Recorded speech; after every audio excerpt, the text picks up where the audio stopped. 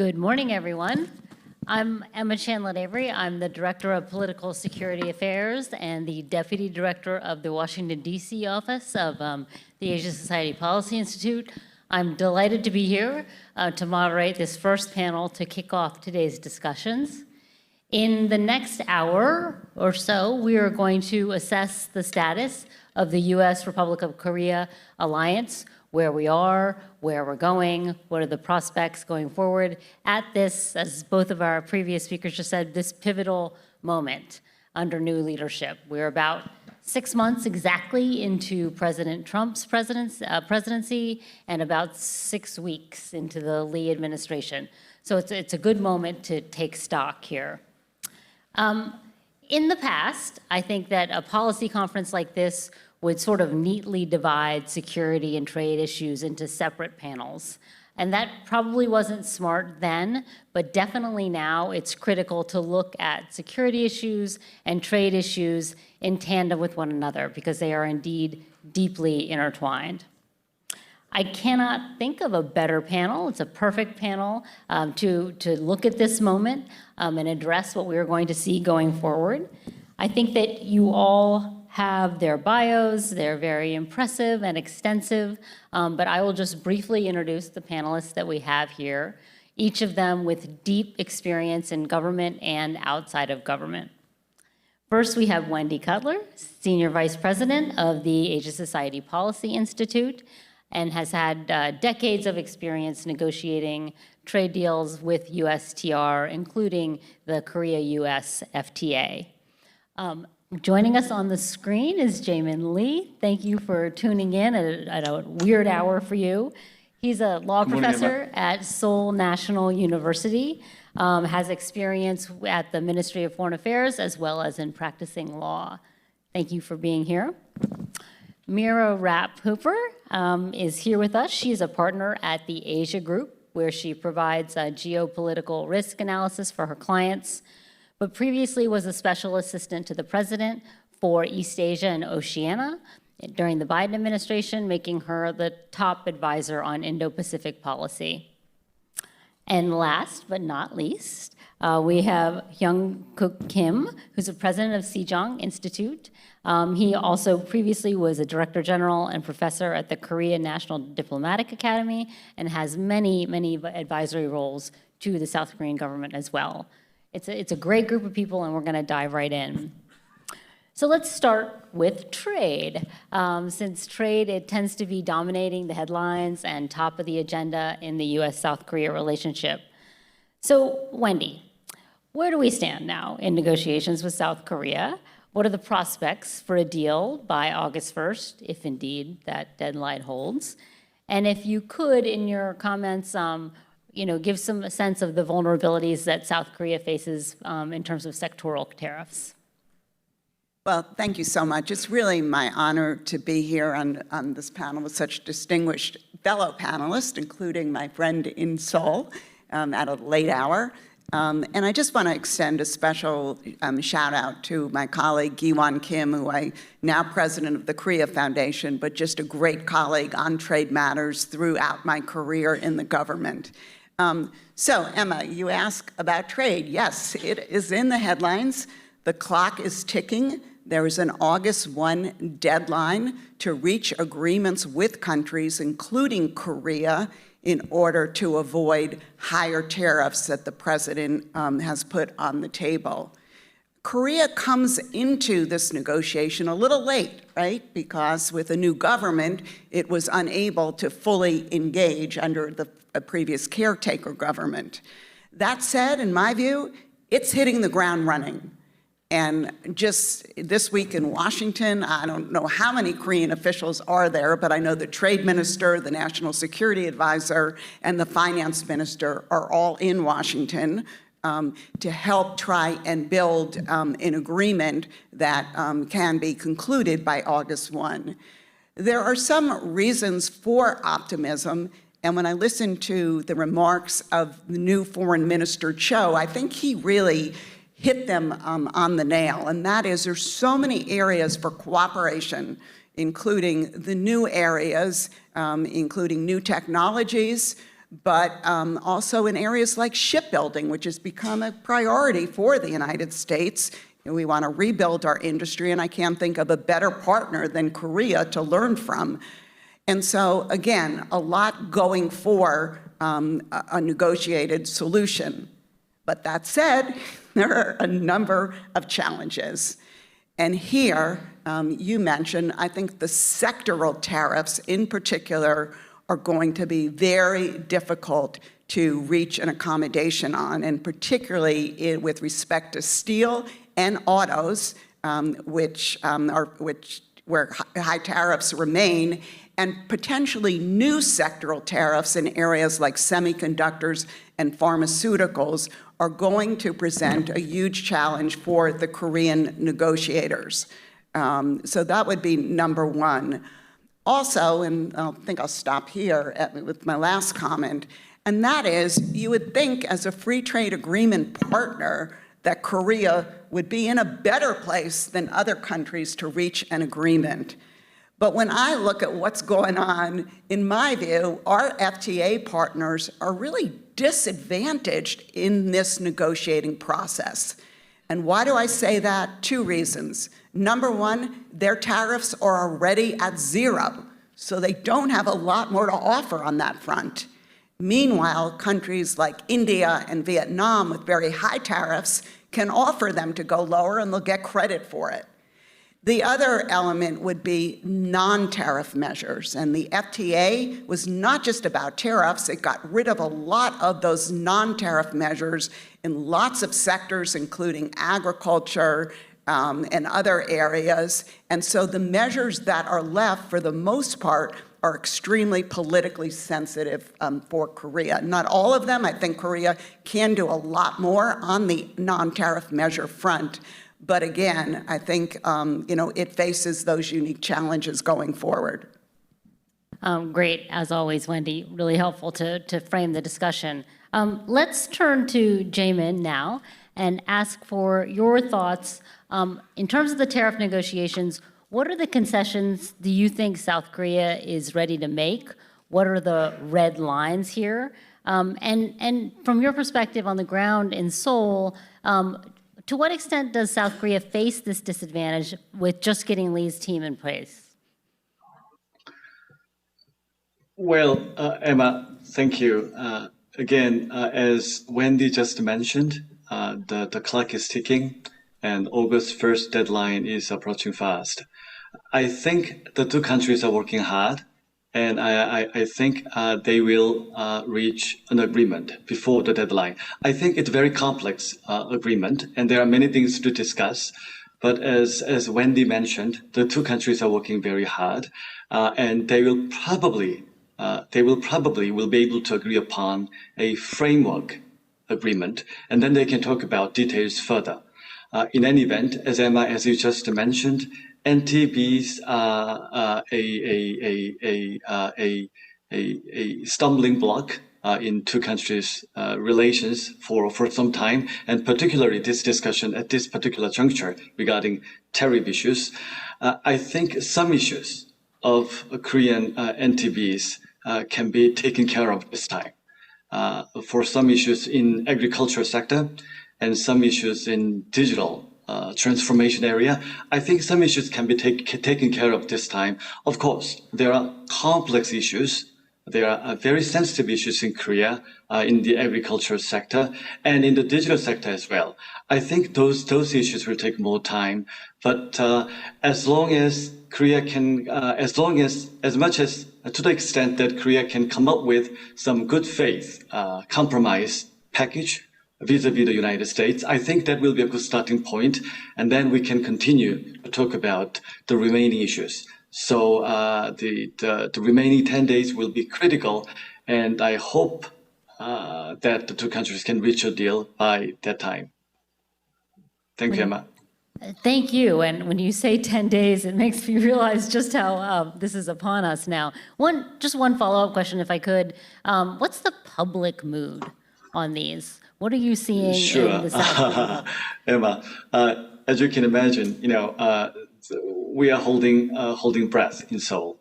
So we have seen the ups and downs of tariff issues for the past 6 months. And now finally, the August 1st deadline is approaching. And now it is the time to see some outcome of the hard discussions for the past 6 months. So many people are watching closely what's happening in Washington, and we are hearing keenly to the news and updates from Washington, D.C. As you just mentioned, key officials are over there now. So everybody's watching and listening carefully to the news and updates from Washington, D.C. So we are all watching the development from the United States. Great. I plan on escaping to the beach on August 1st, just so I can tune it out a little bit. Let's turn to security issues now, and how this sort of economic turbulence at the top has filtered down to the military alliance. So, Mira, a hallmark of the policy in the Biden administration, of which you're a key architect, was really about elevating our Indo-Pacific alliances. The Biden administration negotiated actually 2 burden-sharing agreements with the South Koreans while you were in office. So what's your anticipation for prospects going forward in terms of cooperating with South Korea on China policy, on North Korea policy, and what are the key areas of contention you foresee? Thanks, Emma. It's great to be with you and many other friends and colleagues this morning, and also a real treat to get to join you for a conference in my hometown, not least because it means my mom can come. Hi, Mom. Thanks for being here. As you are rightly noting, and many are tracking, I think we in the Biden administration really had the pleasure of working with our colleagues in Seoul at what was a high watermark for the alliance, and delivered some huge strategic gains for both of our countries that these 2 new administrations now really do have an opportunity to build on, should they choose to do so. Of course, I mean that in the sense of the bilateral security alliance being extremely strong, and in particular strengthening its work in the area of extended deterrence by way of the Washington Declaration and the Nuclear Consultative Group. I think a really important innovation that we can talk about more. But just as important, our defense partnerships, our intelligence partnerships really strengthened across the board, including in cutting areas of cooperation, such as on DPRK Russia cooperation, which of course was an issue that we were both watching incredibly closely, and where our cooperation could not have been smoother during the time we were working together. We also really were so gratified to see Seoul step up across the Indo-Pacific during this period of time. So not just to strengthen the alliance on the peninsula, but to see South Korea become a critical player, which of course it has been for a long time, but to grow that presence in Southeast Asia, and even in the Pacific Islands, where there really was a strong strategic alignment and desire to coordinate our regional policies. And of course, from an alliance perspective, a strategic perspective, there was little that was as significant as the breakthrough between the ROK and Japan, which allowed our trilateral cooperation to rise to new heights, culminating in the Camp David Summit, which really charted the pathway for the future of U.S. ROK Japan cooperation, which I know we all very much hope will be able to remain on course because it is so important. But as you say, Emma, there obviously has been a lot of change since then, and there are issues that we're all watching in the security relationship that have the potential to be complicating, that both new administrations will want to approach very carefully to keep this relationship and its strategic impact on track in the weeks and months ahead. And I'll take them from what I see as actually maybe easiest to toughest, if that's okay. So as you mentioned, we did negotiate during the Biden administration 2 different special measures agreements, which really govern cost sharing in the U.S. ROK Alliance. The second one was negotiated at the end of President Biden's term. Both we and our colleagues in Seoul saw a strong interest in moving through another arrangement, mostly just so that we didn't get hung up on renegotiations in the future. We have heard the possibility that it could be reopened or revisited in some form by the new team here in the United States. But I actually think this is a surmountable challenge were that to happen. SMA negotiations are something that both sides have gotten very good at. We know where the pain points are. We know where there might be a little bit of room for flexibility. And mostly we know how to deal with one another. So again, potentially something to confront, but not something that worries me unduly.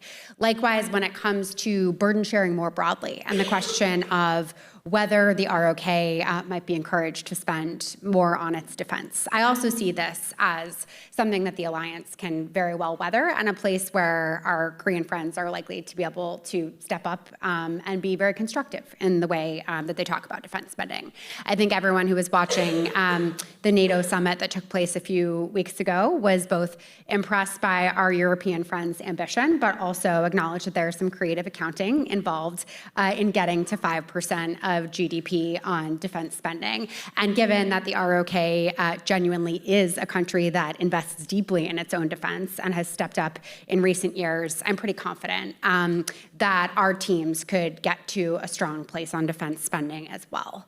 Another perennial issue that, of course, we have seen across administrations that will likely be on the discussion table over the course of the next weeks and months is the potential transfer of operational control within U.S. Forces Korea. Yet again, I think this is one that will take some focus, some working through. But again, we know what the parameters of this look like. And if in particular the Lee administration is eager to transfer operational control, our friends in USFK have thought through many times over how this would be done and can plan over a period of time to work through this together in a way that I think can meet both of our countries' both operational and political needs in this moment. The fourth area that starts to get a little stickier is the question of strategic flexibility. And that is the impetus coming from the Trump administration to diversify and modernize the U.S. force posture on the Korean Peninsula such that our forces could potentially be used in contingencies beyond the Korean Peninsula and specifically in Taiwan contingencies.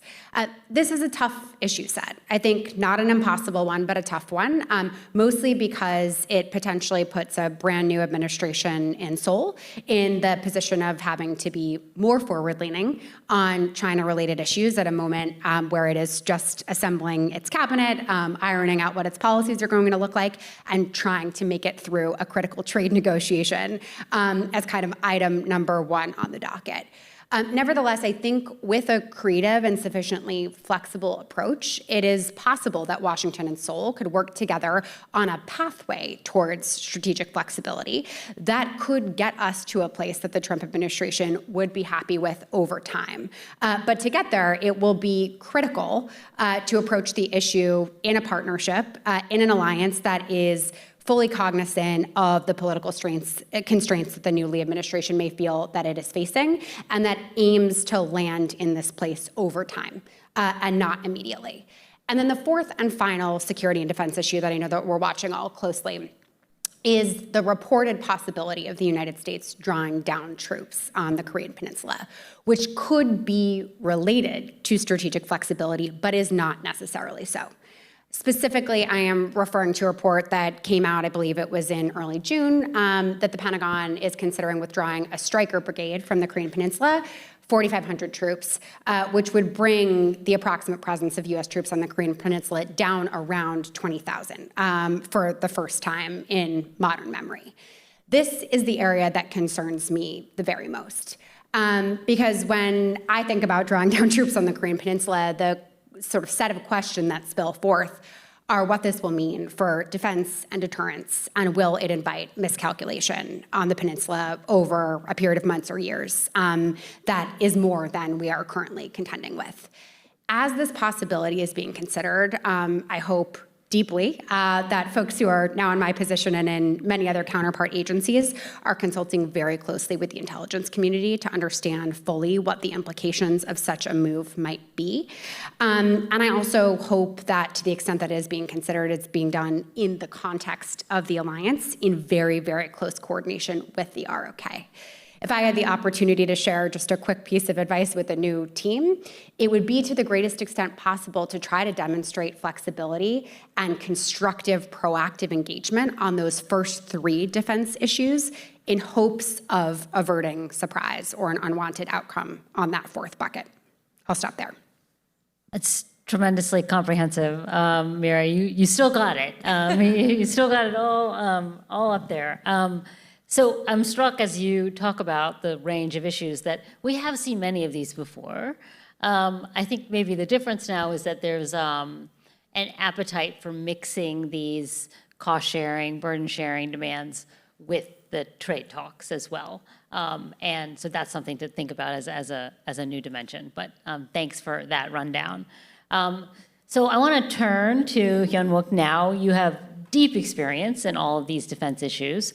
So I welcome you to respond to any of the things that Mira has brought up, but particularly the OPCON operational control transfer issue has resurfaced. And it seems to me that there are motivations on both sides to perhaps get through this transfer. If you can tease that out a little bit and talk about whether or not you see this as an opportunity for deeper cooperation, or if it's going to weaken the alliance in some way.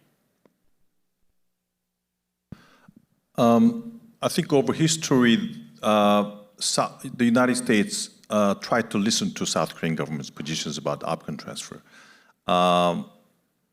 By different governments of South Korea, there were different voices about the wartime OPCON transfer.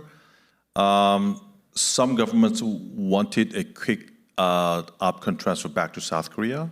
Some other governments wanted to make this process very steady. But actually what we have agreed is a condition-based OPCON transfer, which means that 3 conditions. First one is that alliance capability should be ready to cope with North Korea's nuclear missile capabilities. The second one is that when OPCON is transferred back to South Korea, South Korean military has to be ready to take initiative of the Combined Forces Command. And last one is that the Korean Peninsula situations and the regional situations should be stabilized compared to present time. So I think under the Moon Jae-in government, this process has been processed. There are 3 levels that we have to go through, and I think there have been a second level process ongoing by the end of Moon Jae-in government. So I think Lee Jae-myung government is the government that wants the OPCON transfer back to South Korea. Before, the U.S. government was listening to South Korean government positions, but something happened now is that Trump government is ready to make the OPCON transfer back to South Korea. That's what I evaluate about the Trump government. It's something related to what Mira mentioned about the strategic flexibility. We all know that the documents, interim national defense strategic guidance, and also what is the name of the document? Defense Initiative, Deterrence Initiative, Pacific Deterrence Initiative, which I think was released sometime this summer this year, clarify that the U.S. focus is China and Taiwan issues rather than North Korea issues. And they want the allies to be focused by themselves for the local threats, which means the South Korean military has to take care of North Korea threats by themselves more than along with the U.S. forces in Korea. So I think what the current Trump government's position, I think, is that make the transfer of OPCON back to South Korea and strengthen the strategic flexibility of U.S. forces in Korea so that U.S. forces in Korea, with the reductions of ground forces, about 4,500, which has been reported in the media, and by bolstering the air forces in the Korean Peninsula, can freely navigate into other areas of the Korean or of the Indo-Pacific region. So I think, unlike the past positions of the U.S. government, current government's positions about the OPCON transfer is, I think, highly related to the strategic flexibility of U.S. forces in Korea. which I think, as you have mentioned, will give some wrong signal to the Korean people. Maybe U.S. commitment to the Korean Peninsula security is getting weakened. The alliance itself, cohesiveness is getting lower and lower. So I think we need to talk and discuss and coordinate as soon as possible. There are things that we need to coordinate. We definitely have different threat perception, which I think can be commonized and coordinated in a regional manner, and some extra measures to bolster the U.S. commitment and assurances to the Korean Peninsula can be something that we can discuss further. For example, some of the agenda that we have set and agreed about the Nuclear Consultative Group and CNI, which is conventional nuclear integration issues, and maybe possibly inducing more strategic assets from the United States, like F-35 fighter or missile defense extra, things like that. There are a lot of things that we can prevent the wrong perception of the signals of the alliance getting weakened, I think. Thanks, that's very helpful.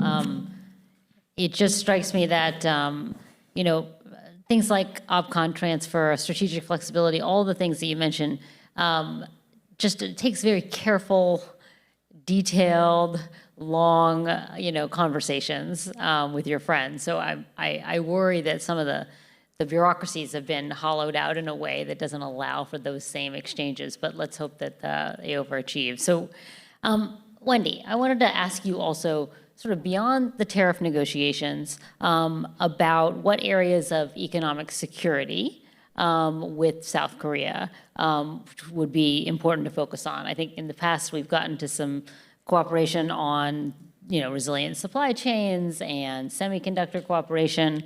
Where are the most important areas to work with South Korea on economic security? And do you think that the intensity of the tariff negotiations has damaged some of those efforts? Yeah, and just to be clear, the economic security component is an important part of these trade negotiations.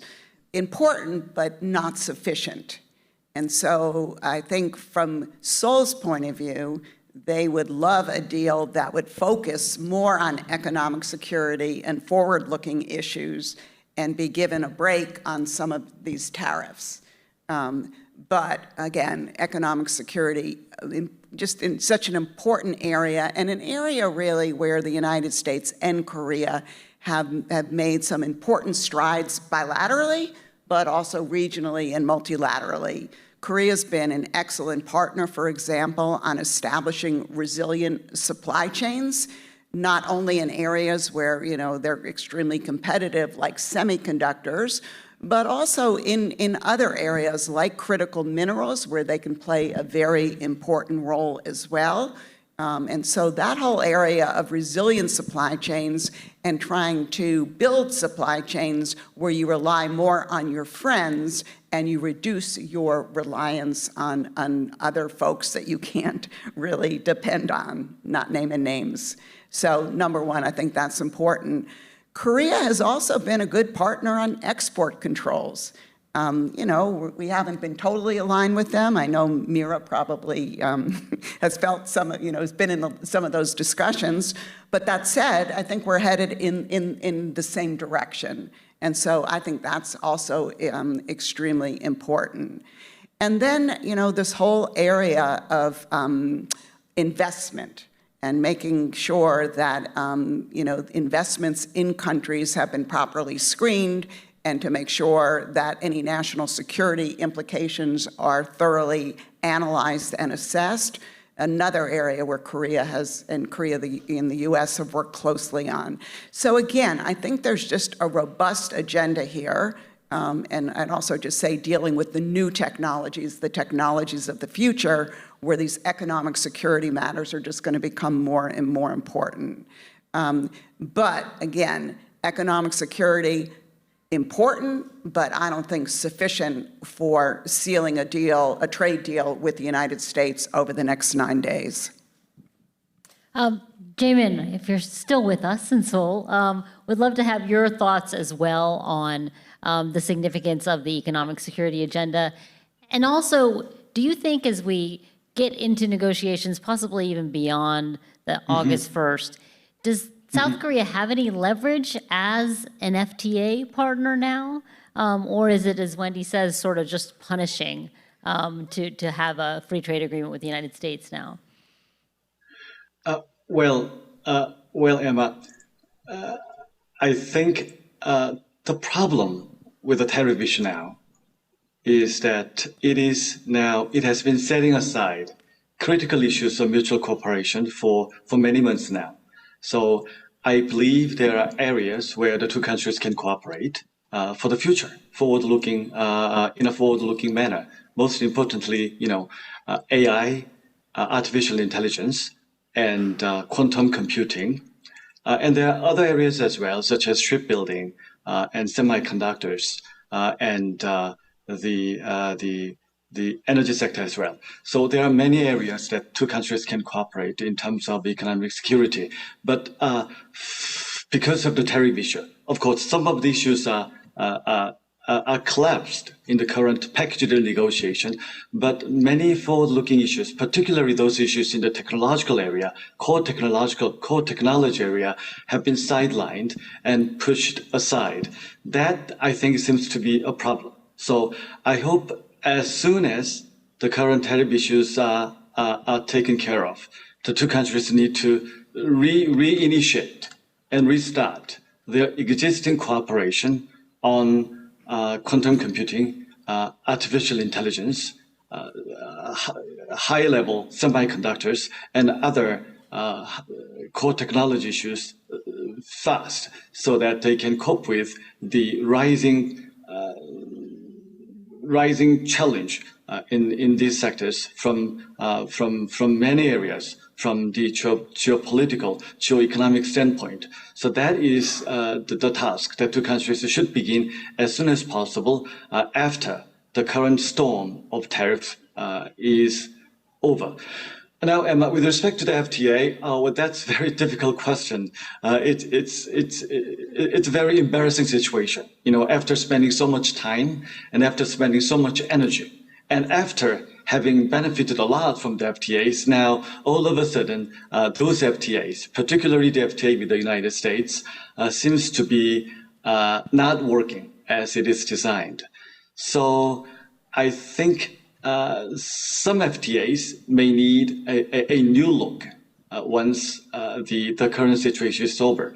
Well, the FTAs are still playing an important role, but there are areas in the current FTA that do not address the challenges that Korea is facing and the challenges probably that the United States is facing. So maybe those new issues need to be tabled again in the larger context of updating FTA for the future. It could be within the existing FTA, or it could be a wholly different, a standalone agreement between the two countries, perhaps some bilateral digital cooperation agreement, or some sort of economic security cooperation agreement, whatever it is. The two countries may consider discussing these issues again once the current tariff storm is over. Thank you.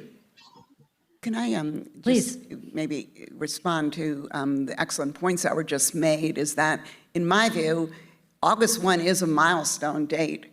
But if anyone thinks the tariff issue is going to be over by August 1, you haven't been reading the papers.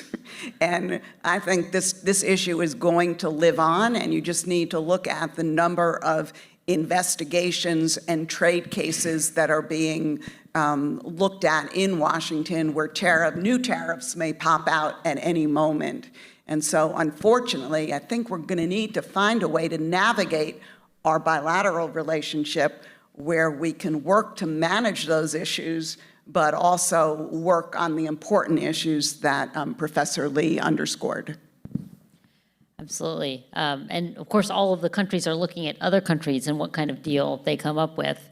And this whole, 90 deals in 90 days proved to be a little bit too ambitious. And you raise a great point, and this isn't just for Korea, but every country now is watching what the progress in the negotiations with their partners, because domestically, to go home with a deal where you got less than one of your economic partners can make things very politically difficult for you. So that dynamic is also going on in Washington. You have lots of negotiators, not just the Korean negotiators in town this week, but negotiators from the EU and India and other countries. And while they're talking and they have some shared interests, they're also looking to get the best deal for their country. So if you talk about just challenges in these negotiations, I put that one up front as well. Great. Mira, turning back to you, my general sense of alliances is that they like predictability and certainty, and it's in somewhat short supply these days. Do you think that South Korea may reconsider their relations with China or with other countries based on this uncertainty? And are they looking to sort of diversify some of their partnerships if they're not 100% counting on the United States? It's a really important question, Emma. And I would say that from the perspective kind of reading the tea leaves around the Lee administration, it's just too soon to make a clear prediction about kind of where heavy feet are going to fall in emphasizing particular relationships, although as we just heard from the new foreign minister, there clearly is an upfront emphasis on the alliance and kind of taking the alliance forward. And that has certainly been communicated by the new national security advisor as well. But what I worry about actually is something that you alluded to earlier in our conversation, which is the fact that these tariffs negotiations potentially mix in their sequencing and timing with downward pressure in the security relationship that has a really troubling effect on the relationship overall, right? So if it was incredibly difficult, let's say, to get to a trade deal by August 1st, if significant issues were left outstanding, if the ROK did not see from the Trump administration what it sees as sufficient flexibility in critical areas to get it across the line. And then if Seoul were to find out in short order thereafter that there was to be a major change in U.S. force posture on the Korean Peninsula that did not come along with sufficient consultation, that would empower voices, whether in the administration or not, that we're making arguments for diversification of partnerships and a tilt away from the United States, even if the security alliance remained critical to Korea's defense. So I don't think it will be nearly as stark as kind of an early choice from the new team to tilt in another direction, but rather that the strategic interactions at both the security and economic level could demonstrate, if not handled incredibly carefully, as you say, that the U.S. vision for its close alliance and partnership with Korea looks different than what Korea needs for itself. And that would then potentially place pressure on other choices. Yeah, and I agree that the messages from Seoul have been very positive, very forward-leaning, both on the U.S. alliance and relations with Japan. So let's Yes. hope that Seoul's messages are being received. Hyunwook, I want to talk to you too and try and be a little more optimistic going forward.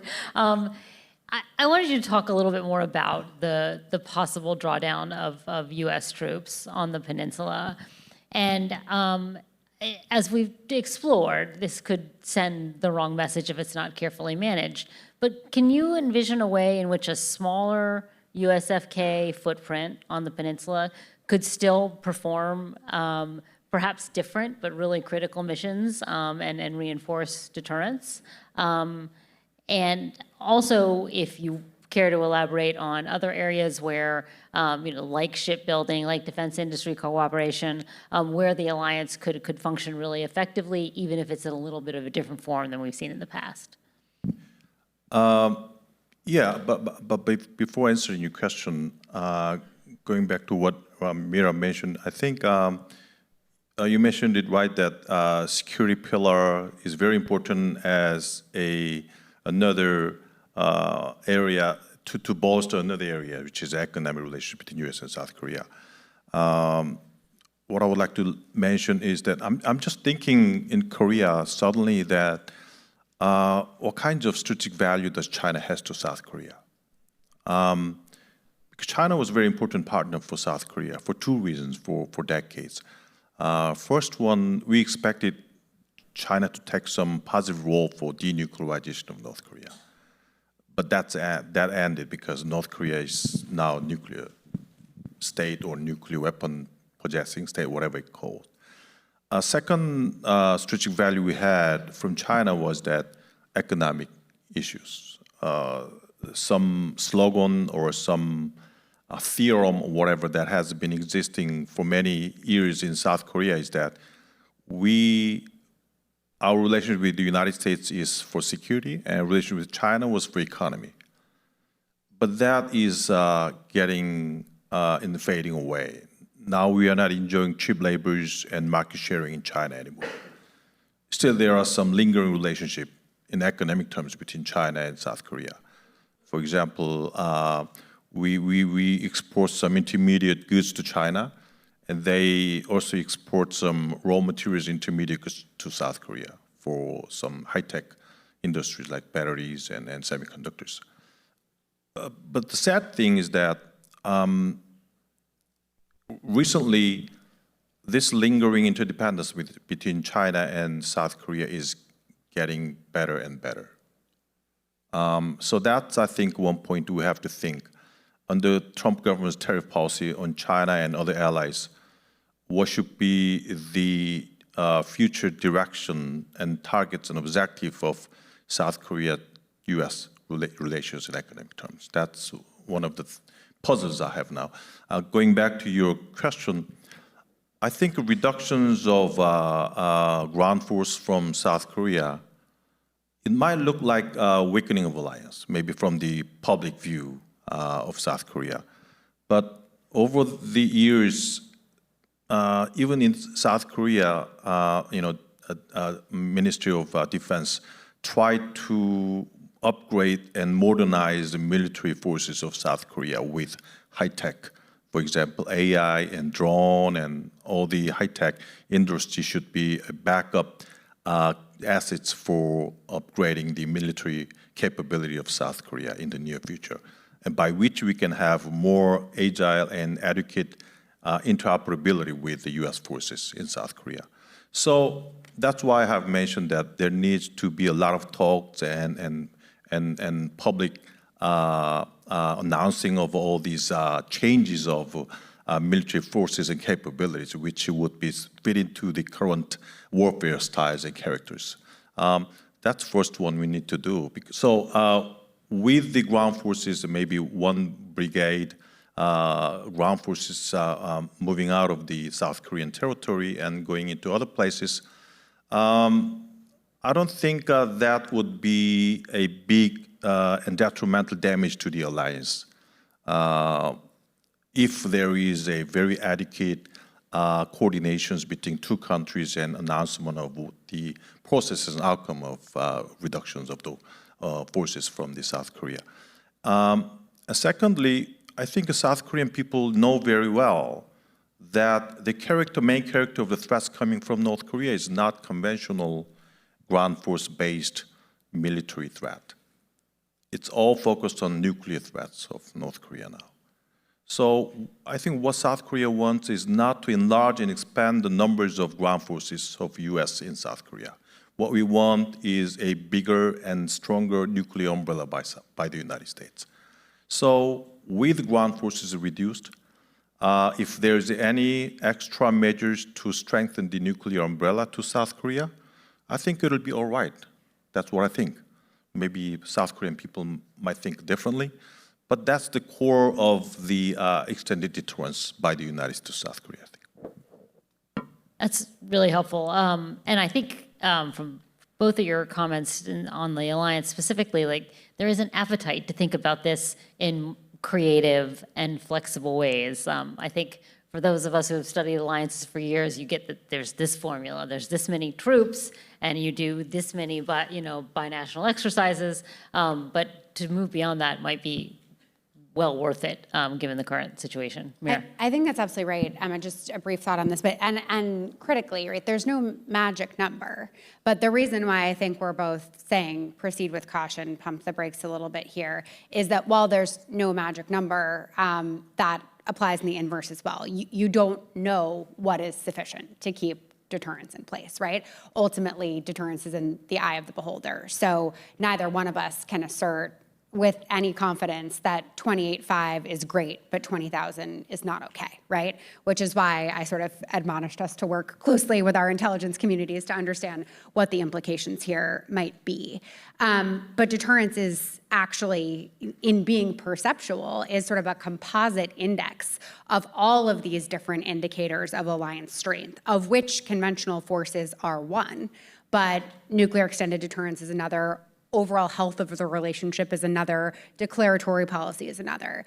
So it is very possible to navigate through the set of challenges that we're talking about here. But again, as you stated, it requires a delicacy, a nuance, a level of consultation, and an overall alignment of strategic posture and statement of interest that needs to be approached very carefully. Together with mutual trust, which is, part of what we're talking about with this, the FDA being not as honored as some might want it to be. So if the panelists don't have anything else to put in right now, I'd love to take some questions from the audience. There are mics that are going to be passed around. If you do have a question, please try and make it succinct, and we can collect a couple of them to give to our panelists. So just a raised hand and a mic will be passed to you. Also, while I have the microphone, I want to especially acknowledge the Korea America Student Conference that is here, happens to be in town. So that's the next generation of U.S. Korea hands, and really glad you could join us. See a hand in the back there. These lights are really bright, so you're gonna have to flag me down.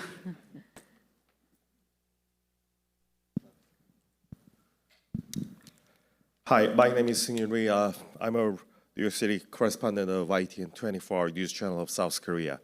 Thanks for your very impressive and inspirational speeches and their keynotes. And I would like to deliver two questions to Mira and Wendy. The 2+2 Korea-U.S. cabinet meeting is approaching, and their deadline is imminent, and what kind of outcome can we draw from that meeting, and what kind of preparations do we have to get in order to get a very positive outcome? I would like to get some answers from Andy and Mira. Thank you.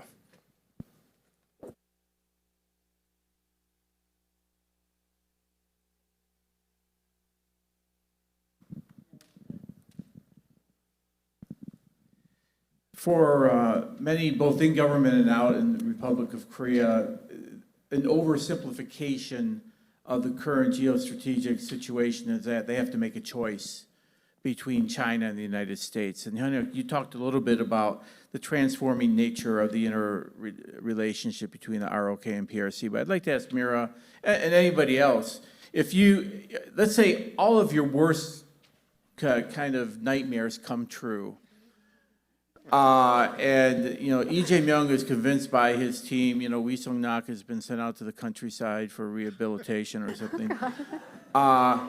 Reorientation towards China. What are the top 3, 5, 10 things you would warn our South Korean friends about in aligning itself too closely with China while walking away from the United States? Count on Sid to be uplifting all of this. I was going to say, Sid Seiler's asking me about my worst nightmare. You know it's gotten bad. Okay. Let's go ahead and address those two questions, and everyone will be thinking of your other questions if we have time. Yeah? Sure. So I'm happy to tee off on that one. Look, Sid, it is very tempting when sort of flagging the worst risks about aligning with China to want to go through the litany of things that we worry about in government or as analysts when it comes to alignment with the PRC. But when I think about how policymakers and others can most effectively make those arguments to an allied government and allied population, I tend to want to know what they care about the most and what's going to land most effectively with them. And there, I think a lot about the fact that since the THAAD deployment that took place at the end of the Obama administration, public opinion amongst the ROK public of the PRC really has not recovered. And that the economic coercion that South Korea came under for a protracted period of time on the basis of its security alliance with the United States has really stayed sharp in the Korean public's memory. So I would remind friends in Seoul that that period of time was a demonstration of exactly what the consequences look like, and that since then, the PRC has in many ways demonstrated its ability and its willingness to flex more economic coercive muscle in the region and around the world, and the results will not be different the next time.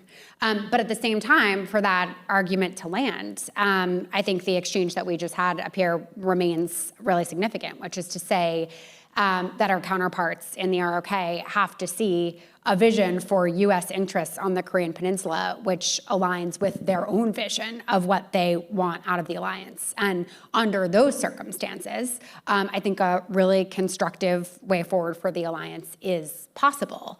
But without that kind of requisite piece in place, it makes it much harder to deliver an effective argument. I mean, if I can just add, I think Korea learned firsthand what overdependence on China means through the THAAD retaliation. And so, you know, we don't need to remind Korea. Koreans know that. And as Mira said, it's expressed in the polling. What I worry about going forward is that if things don't go well on the trade front, that, you know, Korea may decide that over-reliance on the United States economically is no longer in their interest. And, you know, all of the moves that Korean companies have made to invest more in the United States and a lot of the industrial cooperation that's going on between our companies, that a lot of that may start diversifying. And this isn't just Korea. We're seeing this pattern towards our trading partners, including our northern neighbor now, looking for other partners in order to reduce their reliance on the United States and work with other countries that share a similar vision about what an open economy should look like. One thing that we haven't mentioned here is, go ahead, please. Yeah. About that question, maybe you know a lot more answers than mine, but I always think about some of the historical relationships between Korean Peninsula and China, which I think is very traumatic to South Korean peoples. It applies to not only to South Korea, but also to North Korea. One of the defector from North Korea, who has been a high senior official in North Korea, you know, joked to me one day when we have lunch together. He mentioned that with their door open, North Koreans criticize the United States. With door closed, they criticize China.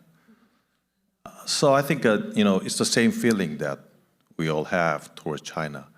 We are within the Chinese continent geographically, but we always wanted to have a strategic autonomy vis-a-vis China. And South Korea, in addition, we're enjoying a democratic and free trade systems, which I think has been maintained by the U.S.-South Korea Alliance for many decades. And if alliance is weakened and U.S. forces are withdrawn back to somewhere else from the South Korean territory, I think the traumatic situation with China, I think will revert back to South Korean culture. So that's one of the fear I have. Jaemin, I want to make sure to not ignore you over here on the screen behind my shoulder. Sure, Emma. If I may add, Korea has experienced the retaliation from China for the past several years, since the deployment of THAAD from 2016. So Korea has learned a lot about how China responds to that type of geopolitical and military and alliance development. And then what Korea has learned is how to respond to that type of reaction from China and how to minimize the negative impact. So of course, it's very difficult to find a solution for that type of countermeasures from China. But the experience for the past 10 years has taught Korea that there are ways that Korea can respond and Korea can mitigate and minimize the negative impact from China. So that is the lesson that we have learned from the recent experience with China. But the real concern for Korea now is, as Wendy just mentioned, the current discussion with the United States with respect to tariffs and NTVs and all those trade issues. That seems to raise more concern vis-a-vis Korea and the Korean businessmen than the traditional and the existing concern that Korea has had with respect to China for the past 10 years. So that is why I think it's important for the United States and Korea to deal with the current situation sooner rather than later, so that they can get back on track for economic alliance and military alliance as we have cultivated so well so far. Thank you. Thank you.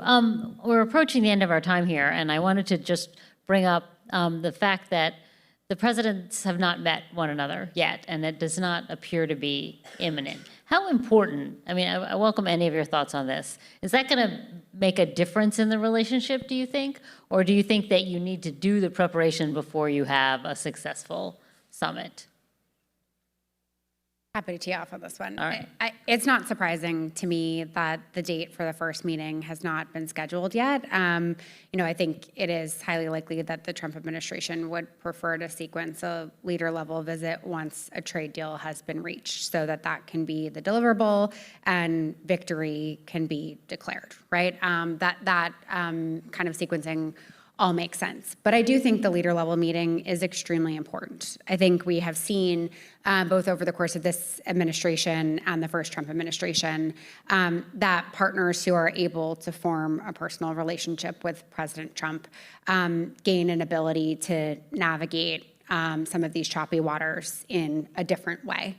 And then in particular, some of our Indo-Pacific partners in the past have really done this especially well. Obviously, Prime Minister Shinzo Abe was second to none in his relationship with President Trump, but I think you've seen carryover from Trump 1 to the second Trump term. Prime Minister Modi also do quite an artful job preserving his and India's interest in the relationship.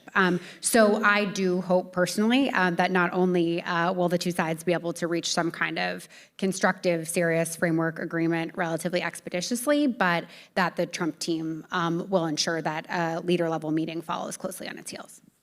And if I can add, given APEC 2025, I mean, presumably they will meet in October, I think an earlier meeting would be useful in just for multiple purposes, but also for the new Korean president to hear from our president what his expectations are for a successful APEC meeting. I think then that could help make the October meeting kind of a win-win for both countries. Absolutely. With the tech rise by China, a lot of rumors about the changes of international systems and structures are, spreading around. And I think these chaotic and uncertain period of time, we need a very quick decision to have a summit meeting to make more common things happening between two countries. We know that the decision-making procedure from the United States have changed after Trump came in, right? There's no more, bottom-up decision-making procedures. President Trump is doing everything. That's what I heard, right? So I think a summit meeting is really important for Trump government. Good thing is that President Jaemin can play golf So maybe they have to meet before APEC to play golf together. Yeah. Excellent recommendation. So we are coming to the end of this panel. Before we thank our panelists, we're going to be a 15-minute coffee break. The next panel is going to begin at 11 o'clock sharp, so drink your coffee quickly while you mingle. And please join me in thanking our panelists for this discussion.